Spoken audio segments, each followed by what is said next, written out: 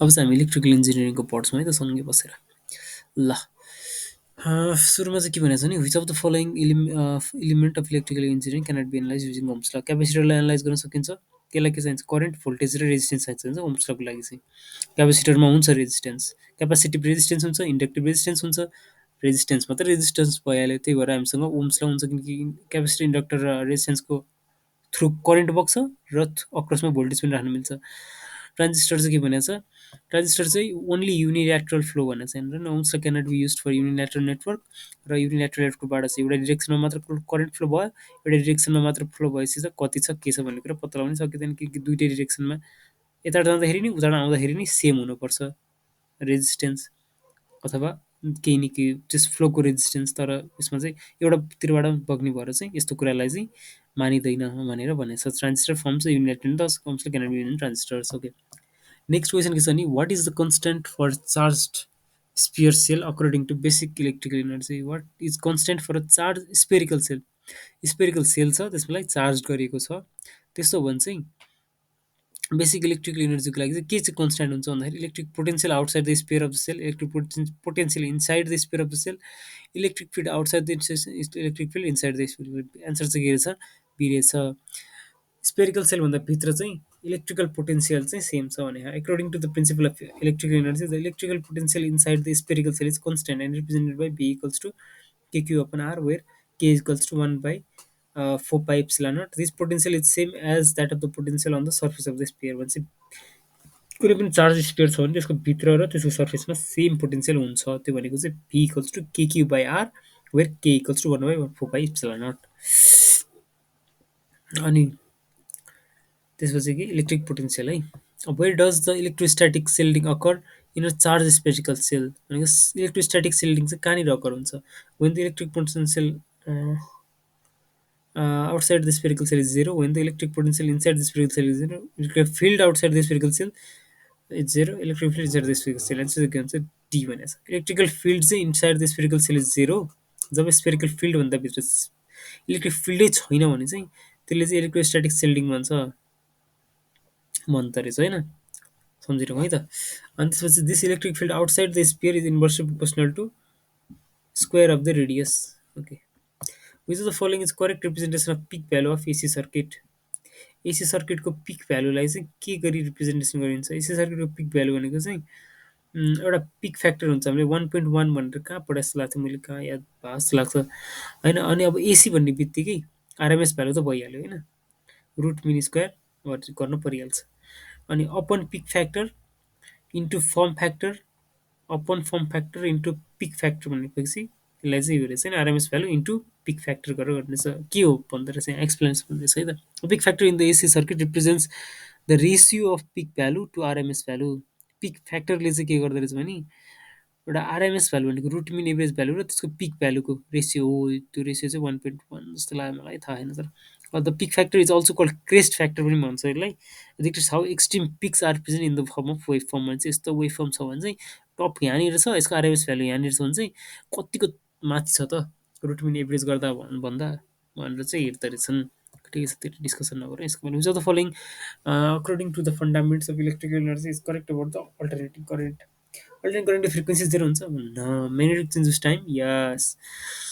ए होइन, which of the following according to the fundamentals of electrical energy is correct about alternating current. Current alternating छ भने चाहिँ frequency is zero, magnitude changes with time, can be transported to a larger distance with loss of power, uh, and it flows in both direction. यसले चाहिँ frequency zero भन्दो रहेछ। Frequency is zero त होइन नि त, किनकि सर्ट फ्रिक्वेन्सी हुन्छ नि त। अल्टरनेटिङ करेन्ट भनेको चाहिँ यस्तो यस्तो यस्तो हुन्छ, सर्टेन टाइम हुन्छ। अनि सर्टेन टाइममा चाहिँ कतिपल्ट टप र बटमले छ भन्ने कुरा हुन्छ। Alternating current change with value with time and flows but direction loss of power is due to alternating current property and thus transported to larger distance भन्दो रहेछ है। एन्सर चाहिँ के रहेछ बी रहेछ। Which of the following is correct about is correct about alternating current भन्दाखेरि चाहिँ यो क्वेसन के हो, मैले correct about alternating current frequency zero हो होइन।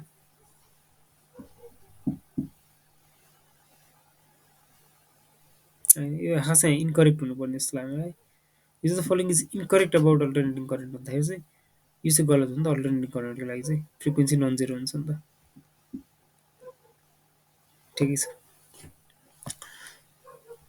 सो यहाँ थाहा भएछ थाहा भइहाल्यो होइन। Alternating current is value time and flows. अब पनि cycles AC signal makes in 2 second if it's frequency is 100 hertz. 100 hertz भयो भने चाहिँ 2 सेकेन्डमा चाहिँ कति साइकल गर्छ भन्दाखेरि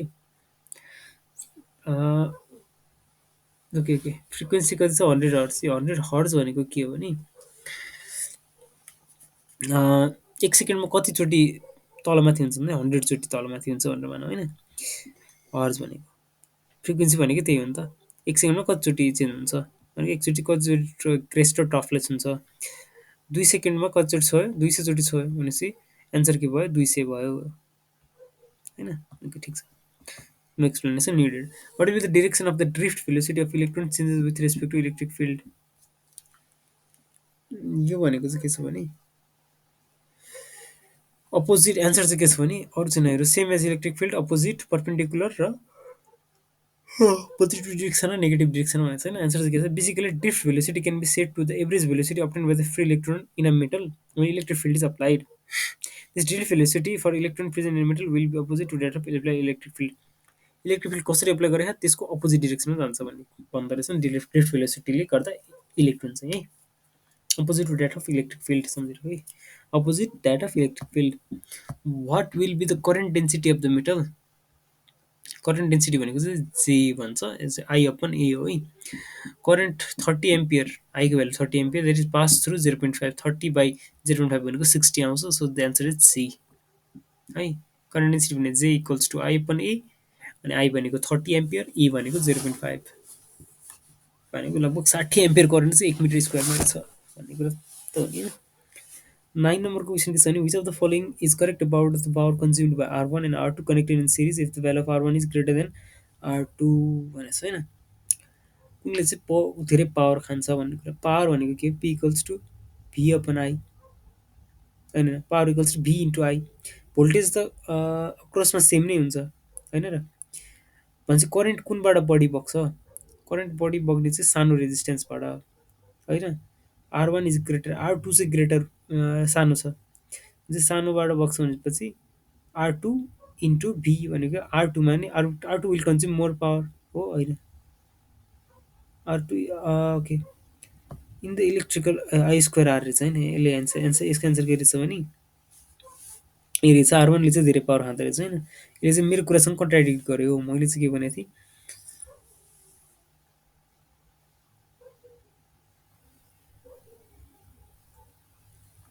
in the basic electrical engineering explain that P equals to I square R. ठिक छ कनेक्टेड ए जुन धेरै भयो त्यो हो नि त होइन। मैले के गरेँ यहाँ भर्खर खोइ मैले अलिकति अपोजिट सोचेँ जस्तो छ। ए भी र आईसँग सोचेँ नि त मैले किनकि भोल्टेज त सेम हुन्छ भनेर सोचेको थिएँ तर आई चाहिँ सेम हुन्छ नि त आई स्क्वायर आर हो। पावर कन्ज्युम त जुन चाहिँ when two resistors are connected in series current flowing through resistance is the same thus power consumed resistance which is more ए सिरिजमा रहेछ नि त करेन्ट। मैले कहाँ बिगारेँ थाहा छ कनेक्ट इन सिरिज मैले चाहिँ प्यारलल सोचिरहेको थिएँ कनेक्ट अक्रस भनेर है। ठिक छ। Which of what is zero for a charge spherical shell. के चाहिँ जेरो हुन्छ र चार्ज स्पेरिकल सेलमा भन्दाखेरि electric potential outside the spherical shell zero हुन्छ हो। Electric field inside the spherical shell zero हुन्छ हो।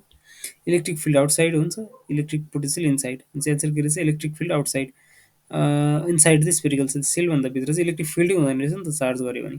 So according to fundamental electric field inside the shell electrostatic shielding हो। त्यसलाई चाहिँ के भन्छ इलेक्ट्रोस्ट्याटिक सेल्डिङ भन्छ। फिल्डै हुँदैन कि भित्र बाहिर स्पेयरले चार्ज गऱ्यो भने। And then field outside the sphere is inversely proportional to the square of the radius. What is electric potential. What kind of quantity is electric potential. Potential भनेको चाहिँ जेनरली हाम्रो भेक्टर हो कि टेन्सर हो कि स्केलर हो कि dimensionless. Answer is scalar quantity. किन भन्दाखेरि किनकि इलेक्ट्रिक पोटेन्सियलले चाहिँ work done to bring the unit positive charge from the point higher potential to lower potential since potential has only magnitude but no direction it is a scalar quantity. Hard to crowded lines of force indicate. Lines of फोर्सले चाहिँ के जति धेरै भयो त्यसले चाहिँ कति के देखाउँछ भन्दाखेरि चाहिँ त्यसले चाहिँ हाम्रो इलेक्ट्रिक फिल्ड स्ट्रङ भनेर देखाउँछ according to principle electric when the crowded lines of field are present in the electric field are very strong. This strong field can be witnessed near the poles of the magnet and the lines of the force are crowded in this region. What is the direction of electric field at a point? कुनै पनि electric फिल्डको चाहिँ direction के हुन्छ भन्दाखेरि चाहिँ along the line of the perpendicular to the electric field, along the line of the tangent of the electric field, line to the tangent of the electric field, and electric field has no direction of and electric has had a random direction भन्ने answer दिएर छ. So हाम्रो answer चाहिँ के हुनुपर्छ भने what is the direction of electric field at a point भन्दाखेरि चाहिँ along the line of electric field को tangent भने अब आन्सर के बोलेको चाहिँ यसले के भने भने electrodic to the basic of electric field it is a vector quantity and it has a direction. The direction of the electric field is said to be along the line tangent to the electric field. Electric field electric field त curve हुन्छ नि त तर त्यसको हाम्रो direction चाहिँ कता हुन्छ भने त्यो प्रत्येक कर्भहरूको जस्तो इलेक्ट्रिक फिल्ड यस्तरी यस्तरी गयो भने त्यो कर्भ त्यसमा त्यहाँको टेन्जेन्टको डिरेक्सनको हुन्छ भनेर भनेको छ कुनै पनि पोइन्टमा चाहिँ फेरि कुनै पनि पोइन्टमा इलेक्ट्रिक फिल्डको पोइन्टमा अनि त्यसपछि what is the magnitude of the mutually induced EMF E2 in the transformer? E2 is directly proportional to the rate of flux and number of secondary turns. E2 is inversely proportional to the rate of flux and number of turns. It is proportional to change of flux and inversely proportional to secondary turns. It is inversely proportional to rate of turn सबै कुरा नपढ्दैन answer के रहेछ ए रहेछ यो भनेको चाहिँ directly proportional to rate of change of flux हो त होइन इएमएफ चाहिँ कति चाँडो त्यो फ्लक्स चेन्ज भइरहेछ जति चाँडो भयो त्यति धेरै आउँछ अनि अर्को चाहिँ कति धेरै टर्नहरू छन् त्यही नै भयो होइन so due to the supply of the voltage secondary voltage EMF V1 is antiphase E2 is magnitude and E2 is proportional rate of change of flux and number of secondary turns which of the following will happen to transform when number of secondary turn is less than number of primary turns voltage get stepped down होइन किनकि secondary त कम छ voltage transformation ratio is basically ratio of number of secondary turns भनेको N two upon N one हो when the N two upon N one भनेको N two चाहिँ सानो छ भन्ने बित्तिकै this is net step down भन्छ होइन N two upon N one if it is less than one it is a step down operation what is the primary number of transfer primary number of transfer 200 upon 100 transfer if the EMF per turn is 10 volt EMF per turn एउटा टर्न्सको चाहिँ 10 volt छ भने चाहिँ the number of primary turn is the ratio of induced EMF in the primary to induced EMF in the secondary thus the number of primary turns in the number of primary turns in त्यति transformer of त्यति is 200/10 भनेको 20 रहेछ होइन primary टर्नको primary टर्नको EMF कति छ 200 volt छ 200 volt अनि EMF per turn चाहिँ 10 भोल्ट छ भने नम्बर अफ प्राइमेरी टर्न चाहिँ 20वटा भयो होइन अनि प्रत्येक 20वटामा प्रत्येक 10वटा 10 भोल्ट हुन्छ भने 20वटा 10 भोल्टले चाहिँ 200 भोल्ट बनाउँछ प्राइमेरीमा भनेर कुरा गऱ्यो is the following is the correct representation of average value of AC circuit average value चाहिँ के देखाउँछ भन्दाखेरि चाहिँ आरएमएस भ्यालु एभरेज भ्यालुले चाहिँ RMS value upon form factor RMS value form factor peak factor form factor यही कुरा छ होइन अब यहाँनिर फर्म फ्याक्टरले चाहिँ के देखाउँछ भन्दाखेरि चाहिँ फर्म फ्याक्टर भनेको चाहिँ यसले चाहिँ expression for DC of equal power of AC भनेको एसीलाई यदि डिसीमा कन्भर्ट गरियो भने चाहिँ फर्म फ्याक्टरले चाहिँ त्यति अब कुन फ्याक्टर त्यसले चाहिँ अब मल्टिप्लाई अथवा डिभाइड गर्नु पऱ्यो ताकि त्यो चाहिँ बराबर होस् भनेर भन्दाखेरि चाहिँ form factor in AC circuit represents the ratio of RMS value to average value okay RMS value upon average value भन्यो भने चाहिँ we have our form factor so हामीलाई के चाहियो भने हामीलाई के चाहियो एभरेज भ्यालु भनेको चाहिँ RMS value upon form factor चाहियो सिम्पल छ त होइन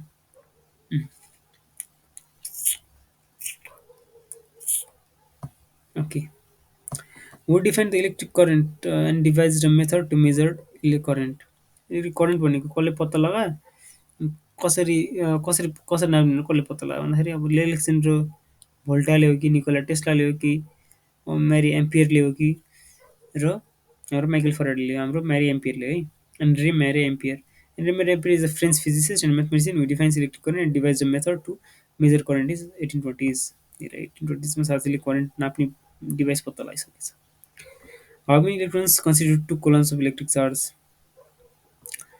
भनेको दुईवटा चार्जको लागि चाहिँ कति चाहिन्छ वान कोलम भनेको चाहिँ 1/1.602 into 10 to the power -19 electron that is 6.24 into one coulomb charge भनेको होइन into 10 to the power 18 electrons रहेछ होइन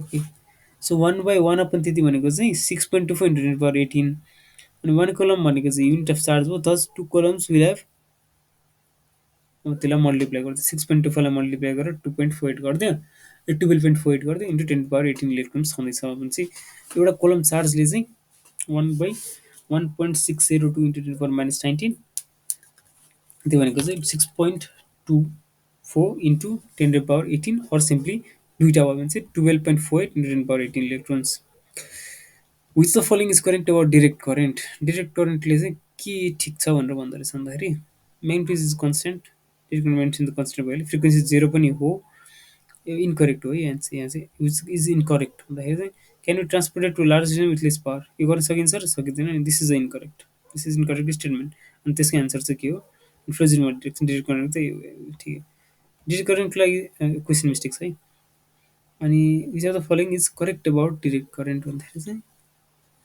we have magnitude is constant, yes, this is correct, and frequency is zero, yes, this is correct, flows in one direction, this is correct, can we transport, this is incorrect. Our direct current has a fixed value and doesn't change with the time. The frequency is equals to the zero, so it doesn't change with time. So who has witnessed the effect of magnetism for the first time? कसले देखेर magnetism को कुरा Orstedले गरेछ हैन Hans Christian Oersted was a Danish physicist and chemist who witnessed the effect of magnetism for the first time. He discovered the electric current can create a magnetic field using an experiment. Which of the following, according to the, is correct about electrical conductivity अब फेरि यो correct भएको ठाउँमा incorrect हो कि correct हो थाहा छैन नि होइन एकचोटि फेरि हामी अब डिकोड गरौँ है त के भनेको चाहिँ हाम्रो इलेक्ट्रिकल कन्डक्टिभिटी भनेको चाहिँ current density of electric field हो current density of an electric field हो product हो ratio हो product हो ratio of current field to current density electric field to current density ठ्याक्क उल्टो गराएको छ होइन रेसिप्रोकल भनेको छ नि एन्सर चाहिँ के रहेछ भने it is the ratio of current density to current density भनेको यो हामीले पढेको जे भनेको I upon A electric field भने चाहिँ ई भनेको अब के भने Q by four pi epsilon naught गरौँ यसलाई होइन सिम्पली अब एउटा स्पेसिफिकको लागि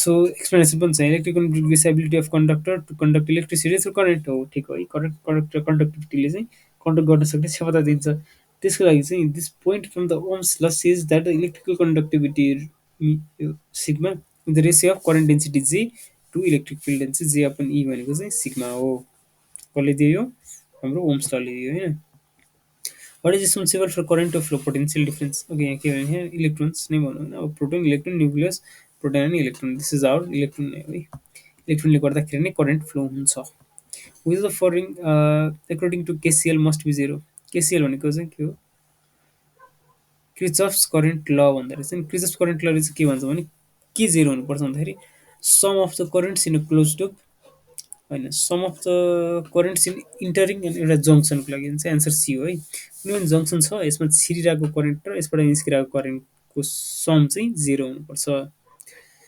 छ होइन अनि how many direction can electric field at a point have कुनै पनि पोइन्टमा चाहिँ इलेक्ट्रिक फिल्डको कतिवटा डिरेक्सन हुन्छ भन्दाखेरि ओन्ली वान डिरेक्सन मात्र हुन्छ किनकि यो चाहिँ हाम्रो इलेक्ट्रिक फिल्ड चाहिँ भेक्टर क्वान्टिटी हो त्यही भएर has a direction and has only one direction which of the following will happen to transformer when the number of the second turn is greater than यसले चाहिँ स्टेप अप गरेछ होइन र step अपिङ अनि transformation ratio greater than step up operation हुन्छ and which of the following is correct about the voltage transformation ratio in electrical engineering? The voltage transformation ratio is the ratio of number of secondary turn to number of primary turn on N2 upon N1 voltage transformation ratio. So this can also be expressed the ratio of induced EMF in the secondary to induced EMF in the primary. पनि भन्ने त रहेछ so answer चाहिँ के रहेछ B रहेछ ratio of induced EMF in secondary to ratio of induced EMF in primary so E two upon E one is also equals to N two upon N one N two भनेको अब त्यो बुझिहाल्यो होइन which of the following according to fundamental of electrical engineering is correct about induced EMF in primary of transformer यसले के भन्छ भन्दाखेरि the number of the primary turns is the ratio induced EMF in primary turns induced per turn the number of primary turn is the ratio कतिवटा turn छ प्राइमेरीमा भनेको चाहिँ त्यो भनेको चाहिँ हाम्रो induce EMF in the primary to induce EMF in induced the EMF in per turn thus induce EMF total प्राइमेरीमा कति इएमएफ इन्ड्युस भयो र एउटामा कति इएमएफ इन्ड्युस भयो त्यसको रेसियो हेरिदियो भने चाहिँ हामीलाई कतिवटा नम्बर अफ प्राइमेरी टर्न छ भनेर पत्ता लाग्छ अरे होइन ठिक एन्सर चाहिँ के रहेछ बी रहेछ it is the product of primary turn होइन इन्ड्युस्ड इएमएफ प्राइमेरीमा भएको इन्ड्युस्ड इएमएफमा चाहिँ के भनेको भने त्यो भनेको चाहिँ it is the product of primary turn चाहिँ इएमएफ इन्ड्युस पर्न सिम्पल कुरा त्यही सिम्पल कुरा रहेछ अलिकति ल्याङ्ग्वेज कम्प्लेक्स बनाइदिन्छ होइन यसले which of the following current is drawn by the primary circuit of the ideal transfer when secondary is open secondary open भयो भने चाहिँ प्राइमेरीले के तान्छ यसलाई चाहिँ हामीले म्याग्नेटाइजिङ करेन्ट भन्दो रहेछौँ होइन उसले secondary is open no current flows through the लोडबाट चाहिँ फ्लो हुँदैन त सेकेन्डरी करेन्ट चाहिँ हुँदैन होइन नो सेकेन्डरी करेन्ट चाहिँ बग्दैन अनि त्यति भइसकेपछि चाहिँ के भन्छ the primary coil for ideal transfer is purely inductive primary coil चाहिँ एकदम इन्डक्टिभ हुन्छ दस इट ड्रस म्याग्नेटाइजिङ करेन्ट ठिक छ होइन सो म्याग्नेटाइजिङ करेन्ट चाहिँ के अरे इन्डक्टिभलीमा चाहिँ एकदम म्याग्नेटाइजिङ करेन्ट तान्छ what does positive power in electric element indicate positive power भनेको चाहिँ के भन्छ इनर्जी अब्जर्भ गर्ने हो कि इनर्जी सप्लाई गर्ने हो कि इनर्जी अब्जर्भ पनि गर्न सक्यो सप्लाई पनि गर्न सक्ने हो कि सो हामीले चाहिँ के भन्छ इनर्जी अब्जर्भिङ पावर भन्दो रहेछ पोजिटिभ पावरलाई चाहिँ कुनै पनि इलिमेन्टमा चाहिँ यदि पोजिटिभ छ पोजिटिभ पावर छ भने चाहिँ त्यसले चाहिँ इनर्जी अब्जर्भ गर्न सक्छ होइन power is electrical element of the electrical voltage and current जस्तो आइभी अनि त्यसपछि positive power will be establish when the both voltage and current are both negative thus positive indicate that the element is absorbing power absorb गरेर भन्ने कुरा भएको छैन how does the induced EMF in DC motor react to supply voltage it will be it will eat the supply voltage it will double the supply voltage oppose the supply voltage after supply चाहिँ so मैले DC मोटरलाई चाहिँ supply voltage दियो भने चाहिँ त्यसले के गर्छ त भन्दाखेरि इन्ड्युस्ड इएमएफले चाहिँ जेनरली अपोज नै गर्ने हो नि त होइन मलाई चाहिँ न त काल भनेको स्टेट अफ रेस्ट नै भनौँ होइन अलिकति लेम्यान भाषामा भन्दाखेरि स्टेट अफ रेस्टमै बस्न खोज्छ अनि त्यसपछि अब इन्ड्युस्ड इएमएफले चाहिँ अपोज गरिदिन्छ लिन्स लको आधारमा होइन लिन्स लले के भन्छ भने that direction of induced EMF shows that it opposes the cause simple the supply voltage will be the cause in this case cause चाहिँ हाम्रो सप्लाई भोल्टेज भयो इन्ड्युस इएमएफ चाहिँ हाम्रो के भयो इन्ड्युस्ड इएमएफ नै भइहाल्यो कजलाई चाहिँ इफेक्ट अपोज गऱ्यो भने चाहिँ डिरेक्सन ठ्याक्क अपोजिट भयो it will oppose the supply voltage अनि what which types of following circuit in electrical engineering cannot be analyse using ohm's law युनिल्याटरलै भयो होइन linear conductors ohm's can use for analysing only current condition diode ट्रान्जिस्टरहरू भन्छ त्यसको कुरा चाहिँ डायोडको पछि रेजिस्टेन्स सोध्यो रेजिस्टेन्स भन्दा पनि ओम्स ल चाहिँ अप्लाई गर्न मिलेन भन्ने कुरा भएको छ होइन डायोडको कसैले रेजिस्टेन्स सोध्यो भने त्यसलाई गाला मार्नुपर्ने भयो अथवा ट्रान्जिस्टरको पनि रेजिस्टेन्स सोध्यो भने त्यसलाई गाला मार्नुपर्ने भयो किनकि ओम्स ल नै अप्लाई गर्न मिल्दैन which of the following according to KVL must be zero KVL भनेको चाहिँ क्रिचफ्सको भोल्टेज लले के भन्छ भने कुनै पनि क्लोज्ड लुप छ भने चाहिँ त्यसमा चाहिँ algebraic sum of the voltage drupe चाहिँ जेरो हुन्छ भन्ने कुरा त होइन भोल्टेज चाहिँ केभिएल र क्रिचफ्स ल proves that the law of conservation of energy around the closed path KVL is used in circuits to find the parameters by considering the algebraic sum of voltage in closed loop कुनै closed loop मा 0 हुन्छ भनेर भनेको छ आज पनि यतिसम्म पढौँ अब बिस्तारै पढ्दै जाउँला है त हामी